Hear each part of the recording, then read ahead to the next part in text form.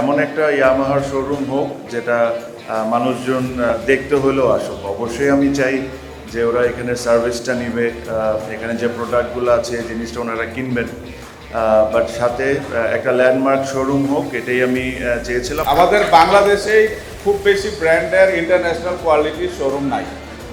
এটা একটা ইন্টারন্যাশনাল ব্র্যান্ডের ইন্টারন্যাশনাল কোয়ালিটির শোরুম।